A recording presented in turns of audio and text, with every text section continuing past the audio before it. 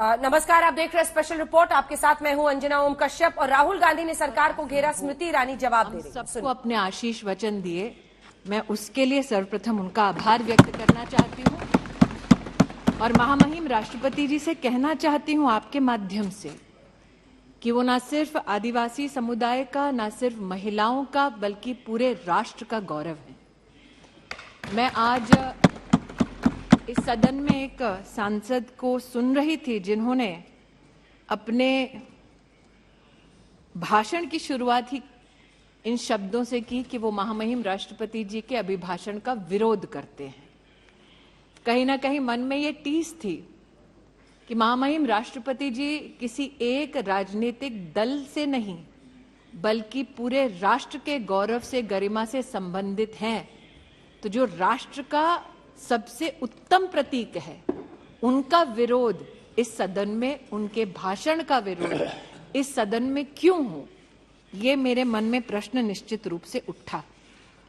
लेकिन अगर महामहिम राष्ट्रपति जी के अभिभाषण के पहले पृष्ठ को हम सब पढ़ें तो अमृत काल में स्वर्णिम शब्दों में भारत के भविष्य को उन्होंने उल्लेखित किया।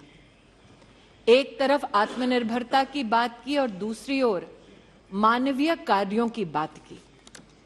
और राष्ट्रपति जी ने अपने अभिभाषण में एक नागरिक होने के नाते विशेष, मैं इस बात का गौरव करती हूं कि supreme commander of arm forces ने भारत में पहली बार भारतीय सेना के परमवीर चक्र विजेताओं के नाम पर अंडमान में जो 21 द्वीपों का नामकरण हुआ उसका उल्लेख किया और अपना आनंद व्यक्त किया। ये हमारे पूरे देश के लिए गर्व का विषय है। महामहिम राष्ट्रपति जी ने एक तरफ नेशनल वॉर मेमोरियल का उल्लेख किया और दूसरी ओर उन्होंने हम सबको याद दिलाया कि हमारी नौसेना को अब छत्रपति शिवाजी महाराज का दिया हुआ प्रतीक चिन्ह मिला है, जो अब उनकी ध्वजा पर लहराता है, भारत की शान बढ़ाता है।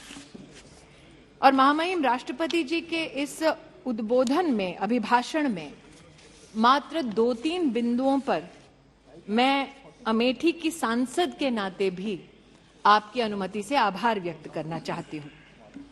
राष्ट्रपति जी ने अपने अभिभाषण में एक श्लोक कहा था, ग्रंथों का उल्लेख कर उन्होंने कहा कि अयम निजः परो वेति गणना लघु चेतसाम, अर्थात अपना ये है पराया ये, ऐसी सोच होना उचित नहीं।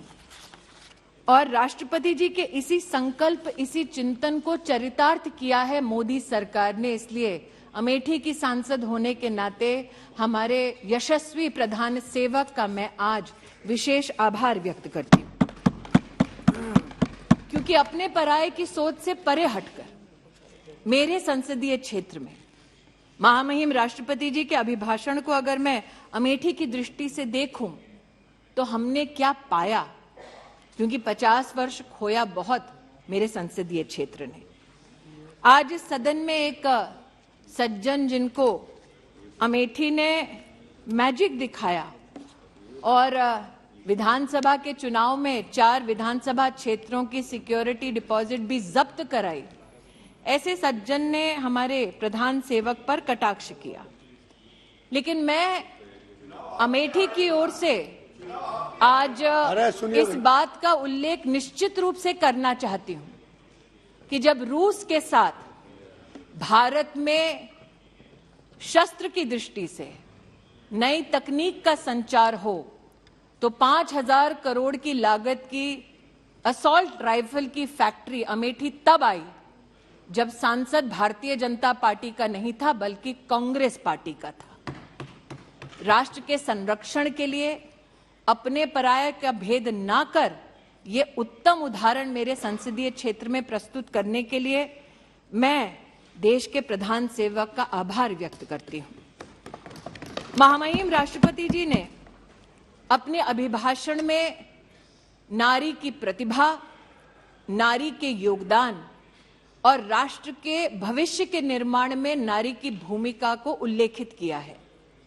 आज इस सदन में हमारी एक वरिष्ठ नेता है जो निश्चित रूप से महिलाओं की दृष्टि से महामहिम राष्ट्रपति जी के अभिभाषण पर अपने विचार व्यक्त करेंगी, लेकिन एक छोटा सा अपनी ओर से मेरा प्रयास है कि सदन को मैं अवगत कराऊं कि ग्रामीण अंचल में महिलाएं जो सेल्फ हेल्प ग्रुप के माध्यम से अपने परिवार को आर्थिक रूप से सशक्त करती हैं, उनका यूपीए के कार्यकाल में और मोदी सरकार में क्या स्थान रहा। हम सब इस बात को जानते हैं कि एक सदस्य ने यहां चुनाव का उल्लेख किया कि एक चुनाव से पहले एक बहुत ही प्रचलित इंटरव्यू था जिसमें विमेन्स एम्पावरमेंट की बार बार बात हुई, लेकिन वो शब्द धरती पर कितने फलीभूत होते हैं उसका मैं एक प्रमाण यहां देना चाहती हूं। 2009 से लेकर 2014 तक देश भर में सिर्फ 19 लाख सेल्फ हेल्प ग्रुप्स को भारत सरकार से सहायता मिलती थी। मोदी सरकार में यह संख्या बढ़कर अब 81 लाख हो गई है।